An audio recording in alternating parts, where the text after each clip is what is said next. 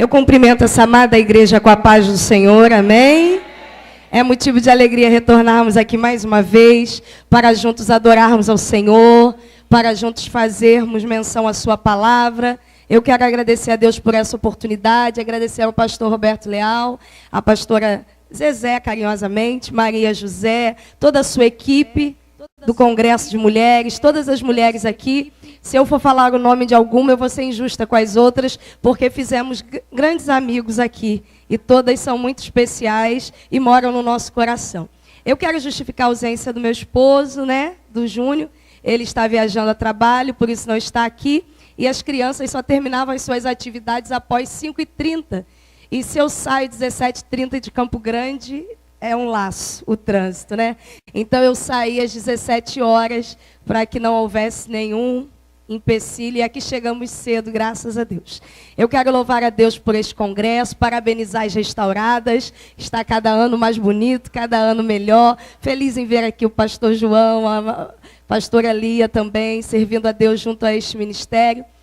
E eu quero dizer às irmãs que eu tenho certeza que Deus está falando conosco desde o início deste trabalho, e vai continuar falando ao nosso coração. Abra sua Bíblia no livro de Esther, capítulo de número 1.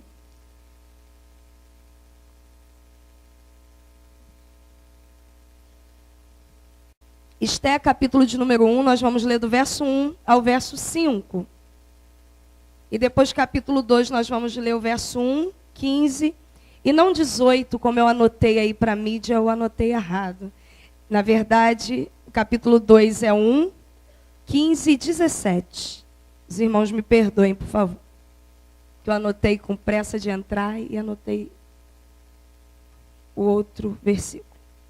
Quem achou o texto sagrado, diga amém.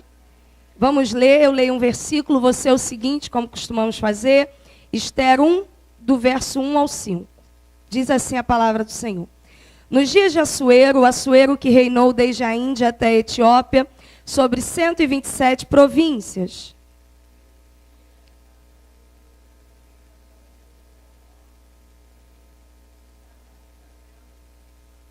No terceiro ano de seu reinado, deu um banquete a todos os seus príncipes e seus servos, no qual se representou o escol da Pérsia e Média, e os nobres e príncipes das províncias estavam perante ele.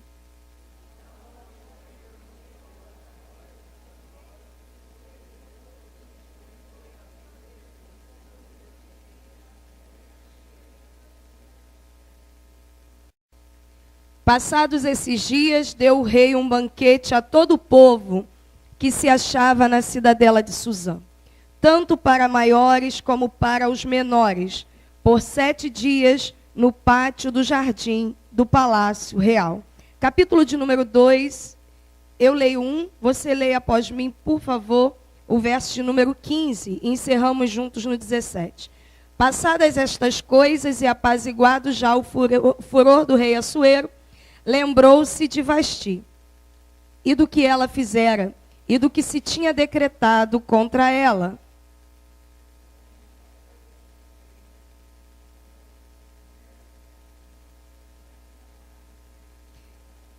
Vamos voltar para ficar mais bonito? Acho que alguém ficou no caminho. Capítulo 2, verso de número 15 no 3. 1, 2, 3.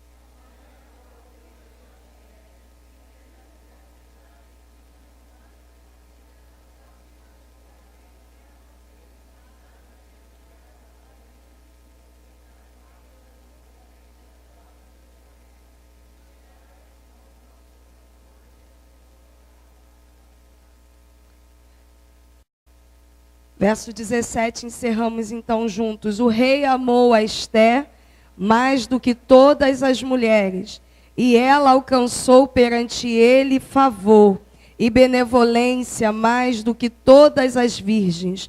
O rei pôs-lhe na cabeça a coroa real e a fez rainha em lugar de Vasti. Irmãs e irmãos também. Quando nós olhamos para a expressão inicial deste texto e deste livro, que é o capítulo 1, verso de número 1, essa narrativa começa com a expressão nos dias de Assuero. E quando nós vamos para a tradução literal desse texto, que bem sabemos que no Antigo Testamento a Bíblia foi escrita em hebraico. E quando nós vamos buscar a tradução dessa expressão nos dias de Assuero, essa expressão nos remete à palavra rotina. A tradução da palavra hebraica que traduz essa expressão é a palavra rotina. Ou seja, na rotina daquele reino, vão se dar todos estes acontecimentos, que aquele que teve o privilégio de ler todo esse livro já sabe, e quem não sabe vai ouvir um pouquinho. Então, na rotina desse reino, vão acontecer todas estas coisas que cooperam para o plano de Deus, na vida de Esther, na vida de sua família e de seu povo. E quando nós olhamos para esse contexto, nós precisamos lembrar que essa história trata de um momento muito delicado dos judeus, momento esse em que eles estão cativos, momento esse que eles estão distantes de sua pátria, momento esse que eles estão sofrendo a hostilidade do mau Amã, que é a Amalequita, um antigo povo já inimigo do povo de Deus, e este Amã, a Amalequita, quer destruir o povo de Deus e a família de Esther. Mas a Bíblia diz que Deus vai decidir usar não só Esther para servir ao seu propósito, mas vai usar também o seu tio, Mardoqueu. Estes dois são descendentes da tribo de Benjamim. Perceba, Amã é um homem forte dentro do reino de Assuero. Mas Deus vai levantar uma pequena menina, uma pequena jovem órfã, e um servo por nome Mardoqueu. Mas a origem deles fala muito para nós. A origem deles, eles são da tribo de Benjamim. Uma tribo que era conhecida por ser pequena, mas também por ser forte. Logo, Deus não escolhe para servir aos seus propósitos quem é grande necessariamente, mas quem acredita na força que recebeu do Pai. Como benjamitas, muitas vezes nos sentimos pequenos, entretanto sobre nós pesa uma palavra, que é a palavra do Pai. A Bíblia diz que quando o pai Jacó vai abençoar a tribo de Benjamim, ele vai dizer assim: Benjamim é lobo, que pela manhã despedaça e à tarde consome, devora a sua presa. O que ele está dizendo é: Benjamim começa devagar, mas termina. Benjamim tem pouca força, mas não se rende. Benjamim tem pouca força, mas luta. E diante da hostilidade do inimigo do povo de Deus, de Amã, Deus levanta esses dois benjamitas. E se não bastassem serem de uma tribo pequena, ela também era órfã. Mas perceba que a fatalidade que está sobre a vida de Esther, de não ser o seu pai e a sua mãe, é suplantada pelo propósito divino. Logo, você não tem motivos para não servir pelo que a vida lhe imputou, pelas perdas que você sofreu, porque Deus é especialista em restaurar a partir de ruínas. Deus é especialista em erguer dos montões da terra. A Bíblia vai dizer que essa órfã vai ser usada por Deus, mas ela não começa a ser usada com pompa, ela não começa a ser usada em um grande evento, não. O propósito de Deus vai começar a se revelar para que esta mulher sirva justamente na rotina daquele reino. E Deus gosta de levantar servos e estabelecer propósitos na rotina. Tem alguém que pensa assim: se eu não for a um grande encontro, se eu não participar de um grande retiro, eu não estarei pronto para servir. Mas deixa eu te dizer uma coisa: na rotina da tua igreja, tu está sendo preparado para servir. Na rotina da tua devocional, tu está sendo preparada para servir. Na rotina, ou seja, na tua vida diária, você está sendo preparado para servir. Perceba que Deus vai ao encontro de Rebeca, não é quando ela vai para um evento grandioso, mas quando ela vai fazer o que fazia todo dia. Gênesis número 24 diz a Bíblia que Rebeca saía à fonte para apanhar água. O texto não diz que ela saiu esporadicamente. O texto diz que ela saía. Era costume, era rotina ela sair todo dia. E agora ela sai. Quando ela sai, ela vai se deparar na fonte com o servo Damasceno Eliezer, que lhe pedirá água e ela irá o servir. Logo, o propósito de Deus vai te encontrar na sua rotina. Você não precisa abandonar a sua rotina para que Deus revele os seus propósitos na sua vida. A Bíblia vai dizer que na rotina de Eliseu, o profeta Elias o encontra enquanto ele lavrava 12 juntas de boi de seu pai. E Deus vai preparar o encontro de Elias com Eliseu, que vai jogar a capa sobre ele. Ei, o que Deus tem contigo vai te achar onde você está servindo. Ei, enquanto você lava a louça, Deus te prepara. Enquanto você cuida da casa, se tu tem um negócio com Deus, Deus te prepara. Enquanto você vem trabalhar na recepção, Deus te prepara. Enquanto você vem cantar no coral de mulheres, Deus te prepara. Enquanto você vem ajudar na decoração do congresso, Deus te prepara. Deus não precisa de eventos isolados para preparar um servo. Deus nos prepara na nossa rotina. Diz a Bíblia Sagrada, irmãos, que Deus gosta de se revelar na rota da nossa responsabilidade. A profetisa Ana, do Evangelho de Lucas, capítulo 2, com quase 84 anos, diz a Bíblia que ela servia ao Senhor no templo com jejuns e orações todos os dias. Era a sua rotina. Mas um dia ela entrou no templo achando que seria mais um dia. E de repente ela é surpreendida com Maria e José entrando no templo carregando o menino Jesus. Ei, pregador, o que você quer dizer com isso? Eu quero declarar que Jesus vai se revelar enquanto você cumpre a sua rotina. Eu quero profetizar que você não abandone o templo, que você não abandone as suas tarefas, que você não abandone as suas funções, porque parece que servir todo dia fazendo a mesma coisa não é servir, mas é justamente isso que é servir. Ela servia com o quê? Não servia pregando. Nem todo servo serve falando. Ela não servia cantando. Nem todo mundo tem o dom do louvor, mas todos podem ser servos. Ela servia orando, ela servia jejuando. Eu não sei para que área Deus te chamou, mas sirva na área que Ele te colocou. A Bíblia vai dizer que esse era o cenário. Era um início rotineiro, mas Deus estava preparando um final incrível.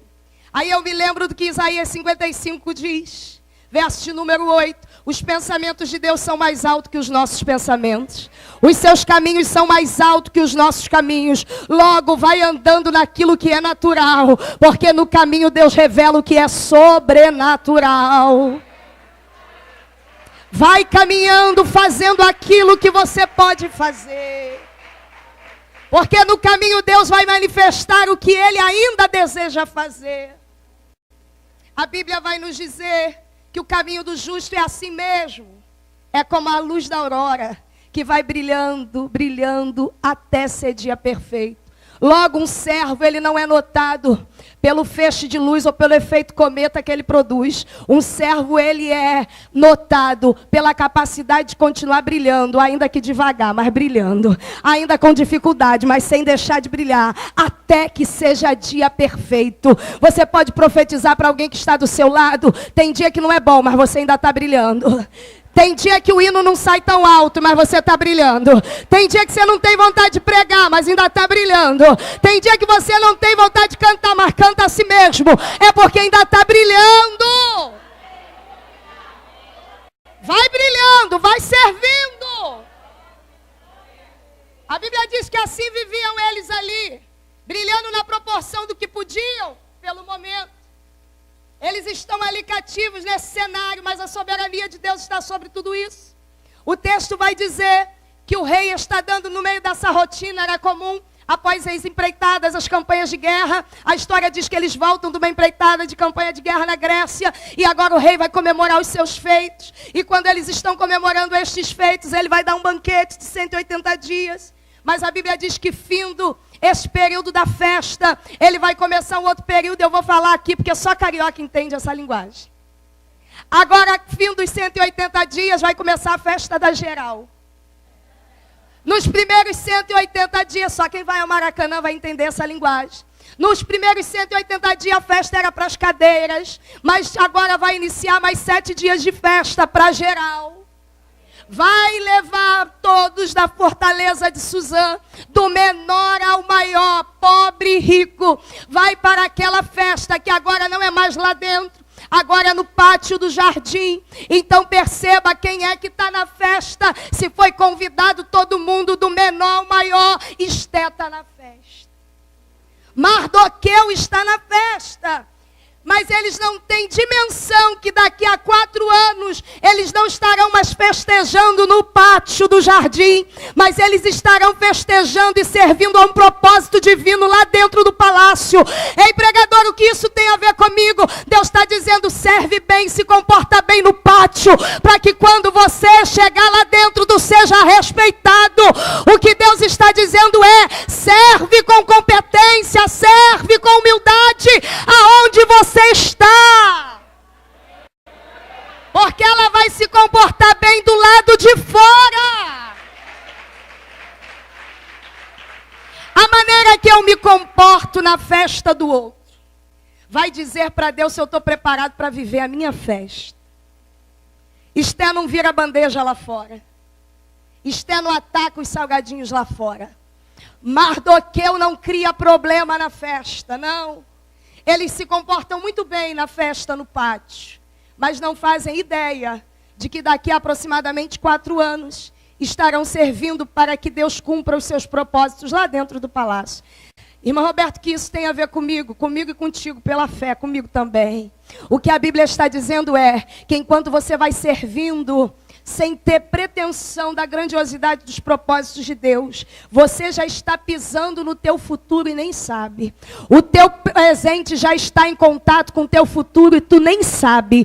Talvez você já esteja pisando em algo que vai ser seu. Talvez você já esteja olhando para algo que Deus vai te confiar. Talvez você já esteja tocando em algo que você vai governar. Ela está pisando em um tapete que vai ser dela. Ela está entrando em um lugar que em breve ela terá autoridade para decidir ou para ajudar a decidir algumas coisas ali. Ei, a Bíblia vai dizer em João 13 que o que Deus faz hoje eu não entendo hoje, mas eu vou saber amanhã. Eu vim aqui pregar para alguém, faça o teu melhor serviço hoje, porque Ele está te alinhando para o futuro que Deus tem para você. Tem gente que diz, quando eu for pastor, eu vou pregar muito bem. Deus está dizendo, começa a aprender a pregar enquanto é diácono. Porque quando for pastor, a gente tem que pregar todo dia, tendo ou não tendo mensagem. Ei, quando eu me colocar na frente, eu vou fazer. Não, não, não. Faça como se já na frente estivesse o teu melhor.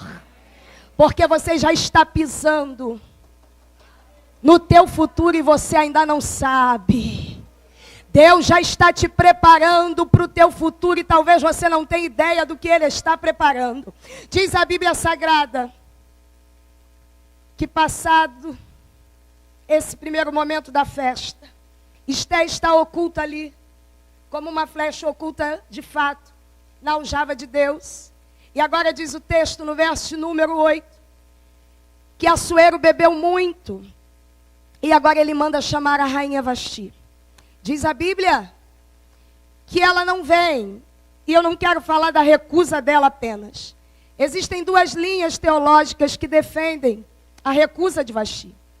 Os eruditos vão dizer que ela se recusou porque o rei a pediu que fosse nua, apenas com a coroa real na cabeça. Outros vão dizer que ele a pediu que fosse apenas com a coroa sem o véu. E ambas situações eram muito vergonhosas. Haja vista que ele já estava bêbado, como todos os demais chefes de Estado ali. Entretanto, o que a Bíblia frisa é que ela recusou. Agora, se a história é verdadeira, se ela teve motivo ou não, isso é uma outra questão que nós não vamos discutir aqui. Mas o que eu quero dizer a você é, você não será lembrada pelos seus motivos, você será lembrada pelas suas atitudes. Porque quem estava na festa não sabia os motivos de Vasti. Mas o que ficou para a sua história foi a sua atitude. Quando eu fui alguém chamada para servir no reino, eu preciso ter em mente que nem todos conhecerão os meus motivos, mas todos observarão as minhas atitudes. Você pode profetizar isso para alguém? Você foi chamado para servir.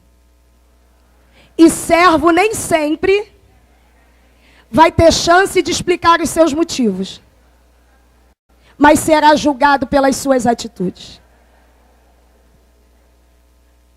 A Bíblia diz que o que ficou da história foi a recusa de Vasti. E pela sua recusa, Memucã, um dos sábios do rei, disse, rei, tira Vasti. Porque ela se recusou, ela desprezou o teu convite. E ela vai influenciar todas as mulheres do reino a desprezarem os seus maridos. Segundo ponto de uma mulher que foi preparada ou escolhida para servir. Primeiro, pese as suas atitudes, porque nem todos conhecerão os seus motivos. Segundo, uma mulher chamada, ou um homem também, chamado para servir ao reino, precisa ter em mente o seu poder de influência. A Bíblia diz que Memucã usa esta expressão. Ele disse, tira ela, porque senão ela vai influenciar as outras. Quem foi chamado para servir tem que ter noção do seu poder de influência. O que você faz reproduz, reverbera na vida dos outros. O que você fala é reproduzido e reverberado na vida dos outros. Um servo tem que ter noção do seu poder de influência. Profetiza para alguém aí do teu lado, diga para ele, preste atenção. Você é um influenciador. Quem Deus escolheu para servir, influencia. Influencia como fala, influencia como anda, influencia no que faz, influencia como veste. Você já imaginou, irmão? Eu não sou disso, cortei uma franjinha, fui numa igreja pregar. A menininha desse tamanho falou assim, tia, eu pedi minha mãe para cortar a franja igual a sua. Eu falei, faça isso não, que dá um trabalho, não fica pro lado certo. Você vê uma coisa boba. Mas você que está servindo a casa do Senhor, tudo que você faz tem um eco na vida das pessoas. E o que eu quero perguntar a você é, que eco você tem reproduzido? Enquanto serva, enquanto servo, quem olha para você tem se sentido influenciado para o bem ou para o mal? O que Memucã está nos ensinando é, tendo ela motivo ou não, ela tem que ter noção de que ela influencia. Só que a gente se perde nas nossas razões e diz, mas eu tinha os meus motivos. Sim, mas você também tinha o seu status de servo. E servo não pode fazer tudo o que acha que pode fazer, porque ele influencia. A Bíblia vai dizer que ele disse, tira! Aí alguém pensou, nossa, Memucã foi muito cruel. Não, não é a crueldade de Memucã. É a profundidade dos propósitos divinos. Às vezes a atitude de um homem, de uma mulher parece cruel, mas aquilo esconde um grande propósito de Deus que vai se revelar ali na frente. Quando ele diz tira, talvez alguém diz tadinha de Vasti. Quando ele disse não coloca mais ela, talvez alguém diz que decisão dura, que decisão difícil, meu irmão. Deixa eu te dizer uma coisa, se no reino de Assuero a soberania de Deus governava, quiçá no reino de Deus, tudo que acontece entre nós está debaixo da mão poderosa de Deus. E nada do que acontece entre nós sai do controle de Deus. A Bíblia vai dizer que agora tiram Vasti, instauram um decreto. E o decreto está no verso 19 do capítulo 1. Rei, tire a Vasti e levante um edito que se procure entre as 127 províncias uma rainha que seja melhor do que ela. Qual é o desafio de alguém que está sendo escolhido ou preparado para servir? Ser melhor. Irmã, eu não estou competindo com ninguém, nem deve. Mas a tua competição deve ser com você mesmo. Que você seja a melhoria de Deus aonde Ele te colocar.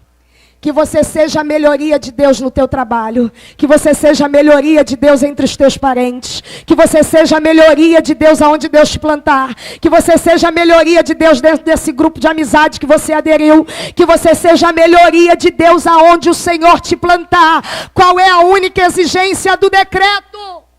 Que seja melhor. Qual é o desafio de um servo que decide agradar ao Rei dos Reis e Senhor dos Senhores? Ser melhor. Eu posso ser melhor. Você pode ser melhor. E como que eu faço para ser melhor? Não repito pelo menos os erros que eu já conheço. Há um dito que diz que o tolo aprende errando, mas o sábio aprende vendo os outros outros errarem. Se alguém foi por ali e se arrebentou, você não vai. Se alguém fez aquilo e se deu mal, não faça. Deus está dizendo, você pode ser melhor do que Vasti. Você pode ser melhor do que alguém que parou no meio do caminho. Você pode ser melhor do que alguém que traiu a sua chamada. Você pode ser melhor que alguém que frustrou os propósitos de Deus. Você pode ser um servo e uma serva melhor. Aleluia. Pega na mão de alguém e diz, este ano é ano ainda de ser melhor. Seja a melhor crente dessa igreja, o melhor adorador dessa igreja, o melhor diácono desta igreja, a melhor diaconisa desta igreja, o melhor missionário, a melhor missionária, o melhor pastor, o melhor. Você pode ser melhor. O edito foi alguém que seja melhor. Feito isto, abrem o concurso Miss Pérsia, para que se escolha a rainha que seja melhor. E esse concurso tem algumas etapas. E a primeira etapa desse concurso é uma etapa um tanto quanto oculta, no sentido de que para concorrer à vaga, ao cargo, à função de rainha, era necessário estar entre as 127 províncias para que fosse selecionada. Só que para estar entre as 127 províncias, o que teve que acontecer com Esther? Ela teve que ser órfã, ser levada cativa, adotada pelo tio. Aí às vezes a gente diz assim, eu quero muito servir a Deus, mas eu tenho uma notícia para você hoje, eu estou muito resfriada, mas a voz de Deus é como o som de muitas águas, e eu tenho certeza que você vai ouvi-lo. O que a Bíblia está dizendo é que para que ela estivesse dentro dos propósitos divinos, foi preciso que ela fosse trazida cativa e ainda fosse órfã, porque senão não estaria sob os cuidados de Mardoqueu, que foi quem orientou-a em todo o propósito. O que eu quero dizer com isso? Se você decidiu servir a Deus, nada da tua história será desperdiçado. Tudo que te aconteceu e vem te acontecendo é para te colocar exatamente no lugar que Deus tem preparado para você.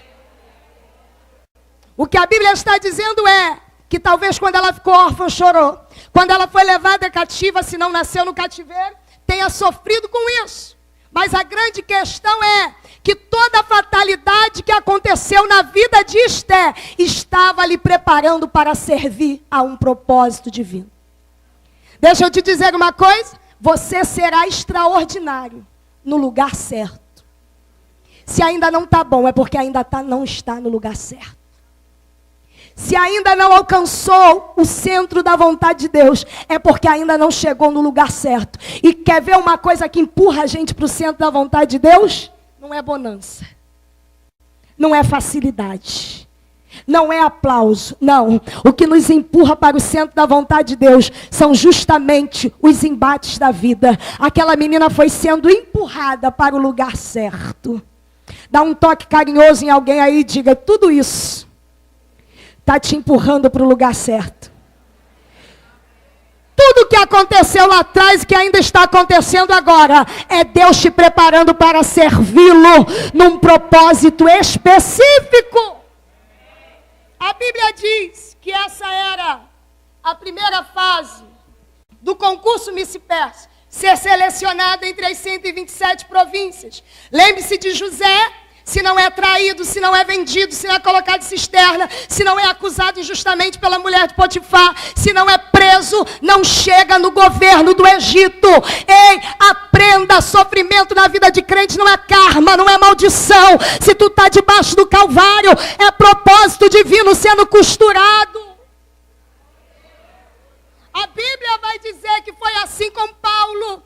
E em Filipenses capítulo 1, verso 12, ele diz assim, tudo que me aconteceu contribuiu para o progresso do Evangelho. Tudo que está te acontecendo vai contribuir para o progresso do Evangelho na tua vida, para que tu seja um servo de Deus, posicionado no lugar que Ele tem para você. A segunda fase desse concurso, para que ela fosse escolhida para servir como rainha ali, é que ela fora colocada com 7 moças dentro de um compartimento, de um lugar à parte ali, na casa das mulheres. Perceba qual é a segunda etapa, irmã Roberta, para que ela esteja preparada para servir ao que Deus tinha com ela ali. A segunda etapa é a capacidade de conviver com as diferenças. Porque a história vai nos dizer que essas 7 amas, cada uma tinha uma nacionalidade. Ou seja, cada uma falava uma língua. Cada uma tinha um costume. Mas quando Esther foi colocada ali, ela foi colocada para um propósito. Quem está servindo a um propósito, aprende a conviver com as diferenças. Porque o propósito é maior que as diferenças. O propósito é maior que a diversidade de opiniões. O propósito é maior que as alterações de humor e comportamento que cada um de nós como servos também temos. O propósito é maior. E quando eu falo de conviver com as diferenças, há um escrito erudito que fala, irmão, não está na Bíblia, mas é uma história paralela babilônica, que fala que essas 7 amas foram apelidadas por Esther com o nome de um dia da semana. É como se ela chamasse uma de segunda-feira, uma de terça, uma de quarta, uma de quinta, uma de sexta, para que ela não se perdesse no relógio ou no calendário judaico e não deixasse o costume do Shabat, que era o sábado, para se dedicar ao jejum e à oração. Diz a história que ela chama essas moças, cada um por o nome de um dia da semana, para não perder o sábado. Roberto, o que isso tem a ver comigo? Vamos falar a verdade? Tem crente que a gente olha e ele é uma segunda-feira, não tem? Dá preguiça. Tem outro que a gente olha, ele já é um sábado. É aquela pessoa que você olha e já quer deitar no ombro, te dá descanso, te dá amparo. Tem outros que são a sexta-feira, você está cansado. Entretanto, Esther está ensinando para mim que se eu quero servir a um propósito divino, eu tenho que aguentar o crente segunda-feira, eu tenho que aguentar o crente sexta-feira, e tenho que ser em algum momento o crente sábado, que dá descanso para alguém. O que Deus está dizendo para mim e para você é, tem pessoas que nos cansam, tem pessoas que nos descansam, tem pessoas que nos atacam, tem pessoas que nos abraçam, mas entre todas essas pessoas existe algo maior que te sustenta, é o propósito para o qual você foi chamado para servir. É isso que sustenta a Esther ali. A Bíblia diz que ela passa por essa segunda etapa. Não tem nenhuma crise lá. Ela convive bem com as 7 amas, com as 7 moças. Agora, ela precisa passar pela terceira etapa. Os homens, por favor, não usem isso contra nós. Mas eu preciso falar. A terceira etapa é muito difícil para a gente. Porque é a etapa de manter sigilo.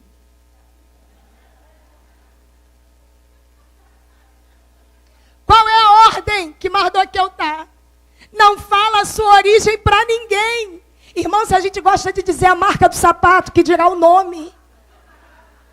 Se a gente encontra uma pessoa na fila e conta o preço da roupa que está vestindo, comprei na C&A na promoção. Como é que a gente não vai dizer o nome? Ele pediu uma coisa muito difícil. Ele disse, mantenha a discrição. Não conte a sua origem para ninguém. Eu já pensando em hoje aqui, ontem eu vi um post do pastor Silmar Coelho, que me remeteu a este momento da mensagem. Que ele dizia assim, após fazer sucesso, a segunda tarefa mais difícil é calar a boca. Ela já tinha entrado, está participando da seleção. Mas agora ela tem que manter sigilo.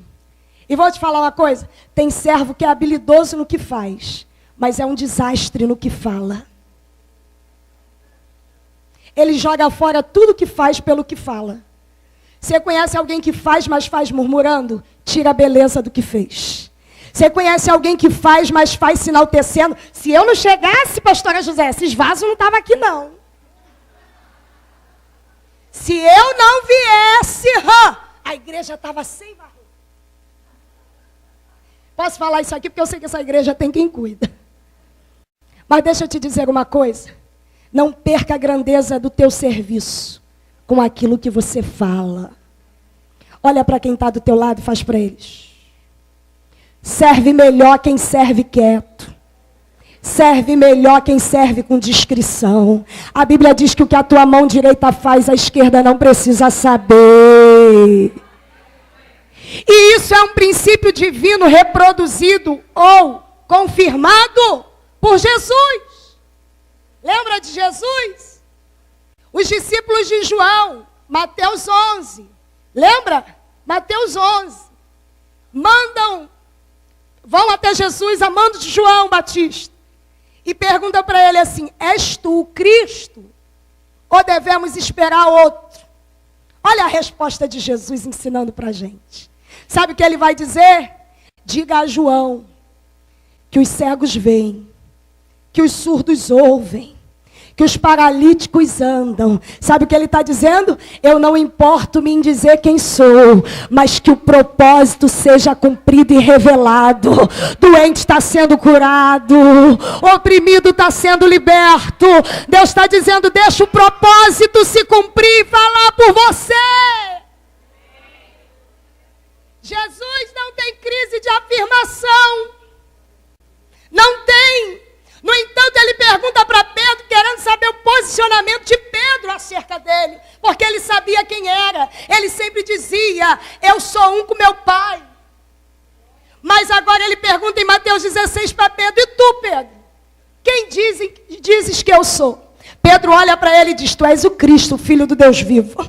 Jesus o responde dizendo: bem-aventurado és tu, Simão Barjonas, porque não te revelou nem a carne nem o sangue, mas meu Pai que está no céu. Traduzindo, sabe o que Jesus está ensinando para mim e para você? Deixa o Pai revelar quem você é. Para de ficar se autoafirmando. Para de ficar com crise se alguém não reconhece o teu serviço. Deixa o Pai revelar quem você é. Só cumpre o propósito, só trabalha, só ora pelo cego, só ora pelo coxo, só repreende a enfermidade do doente, só profetiza a salvação para o perdido. O propósito cumprido vai revelar quem você é. A Bíblia vai dizer que ela consegue se manter no propósito. Não revela a sua identidade, não fala o seu nome, não fala a sua origem. Mas agora ela precisa passar pela quarta etapa. A quarta etapa, capítulo 2, verso de número 12. Chegando a vez de cada moça vir perante o rei, depois de tratada. Pastor nos antecedeu de forma muito sábia, como sempre. E ele disse: é impossível servir sem ser restaurado. Eu só vou trocar a palavra e dizer: é impossível servir sem ser tratada.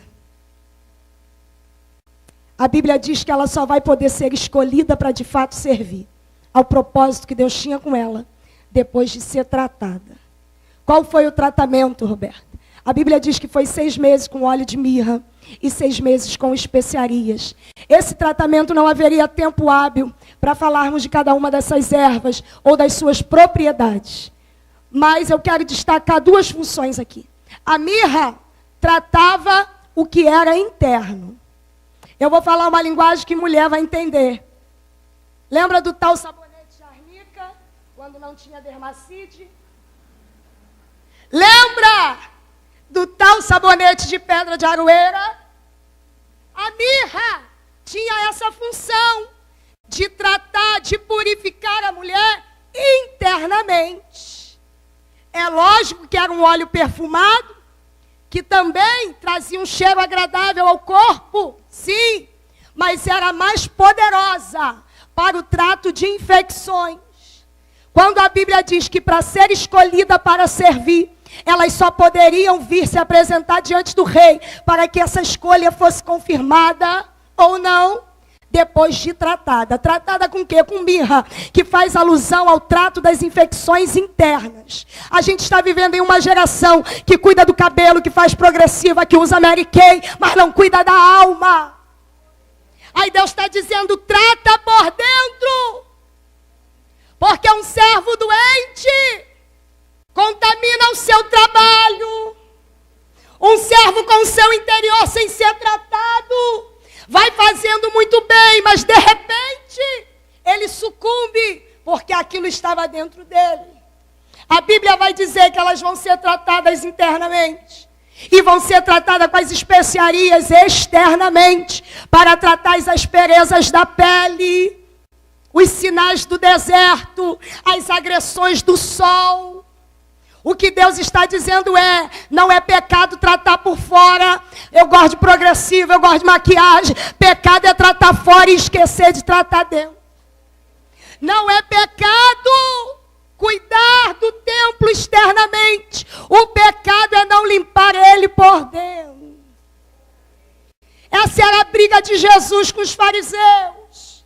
Jesus disse: vocês estão preocupados com o exterior do copo. Quem bebe sem lavar a mão, quem come sem lavar a mão. Mas eu estou preocupado com o interior que está cheio de rapina.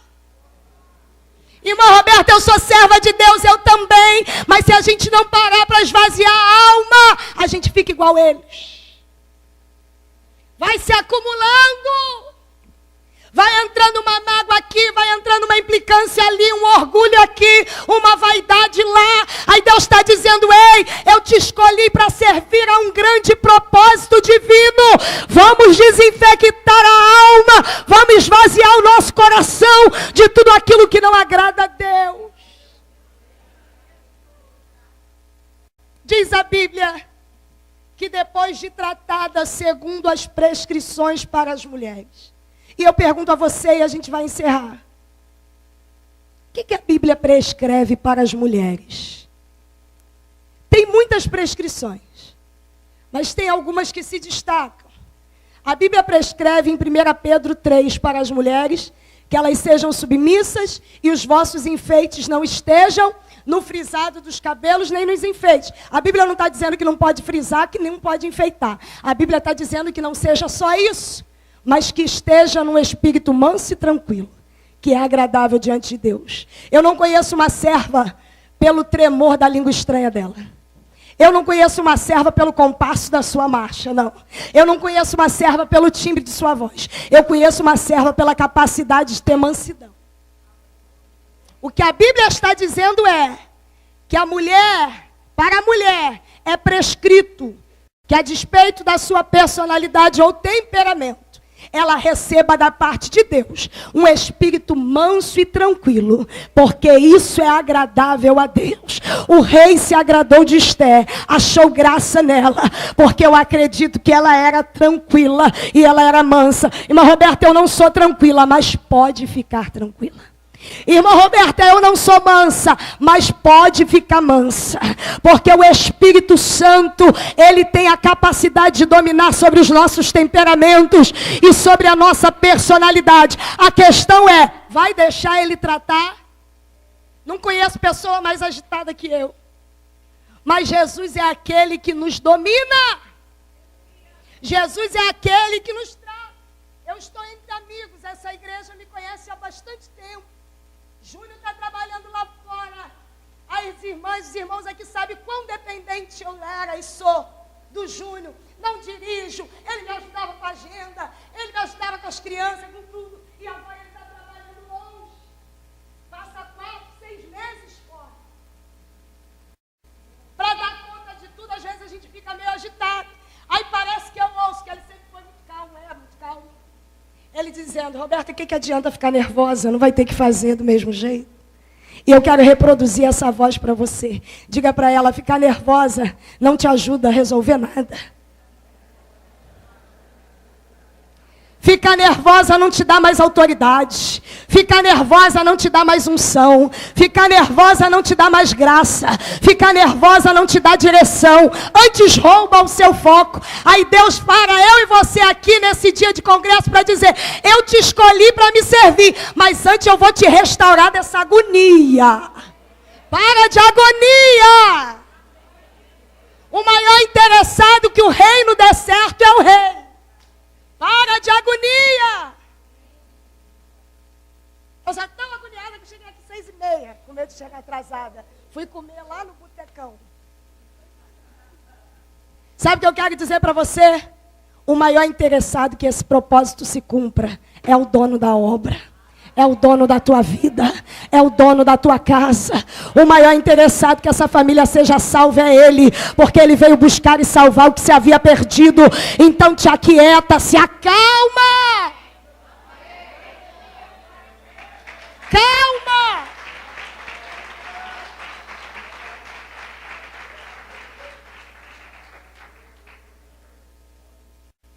a prescrição para as mulheres, eu só vou falar essa aqui agora.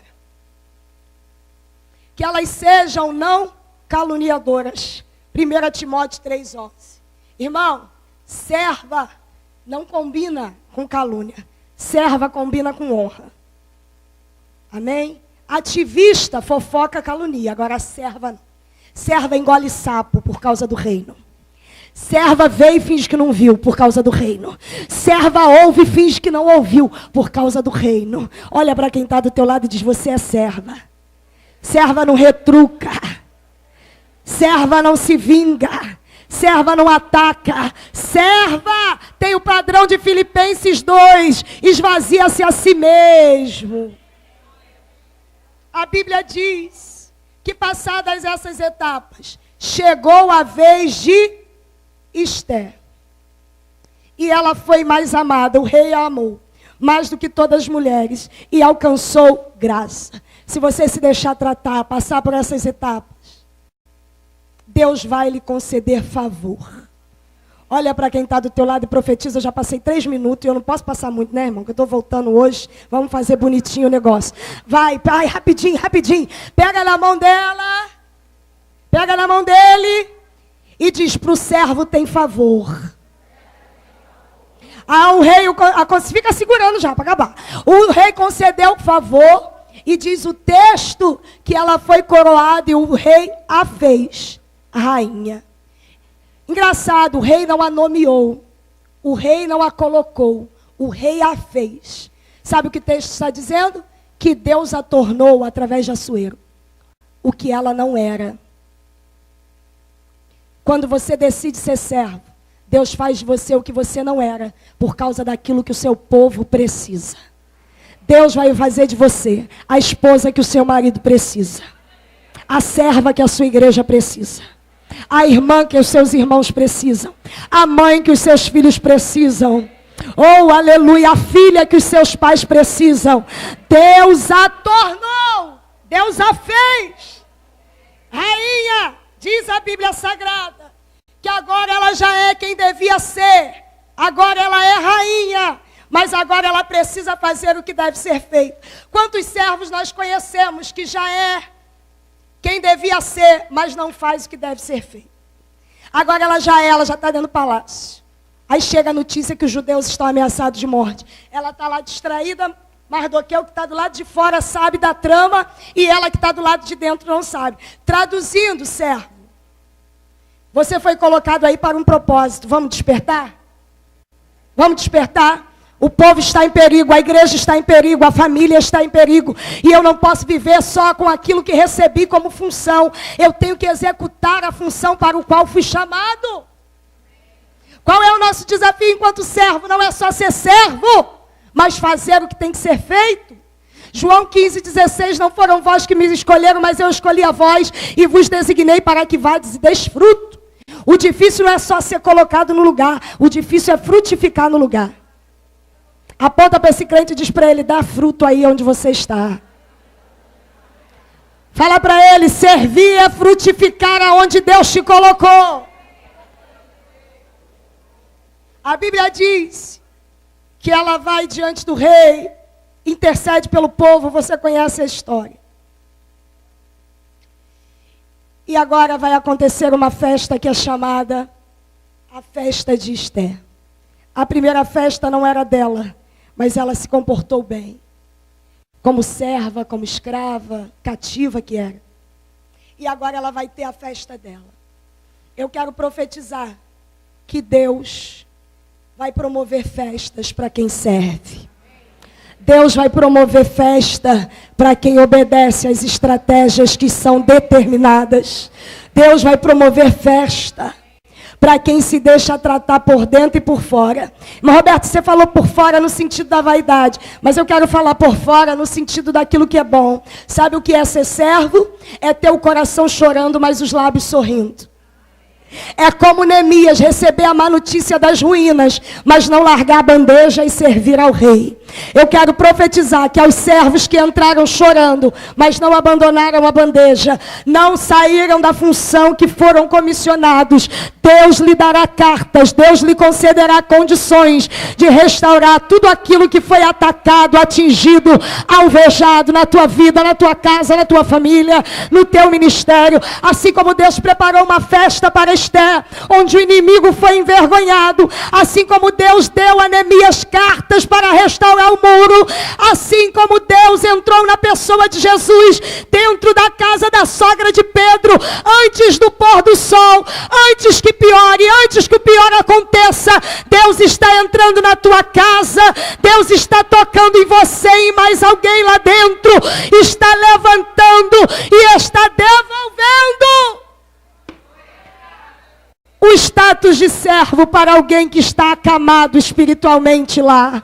Levanta a tua mão em direção à tua casa. Eu quero profetizar que enquanto Esther está aqui diante do rei, projetos do inimigo estão sendo invalidados na sua família.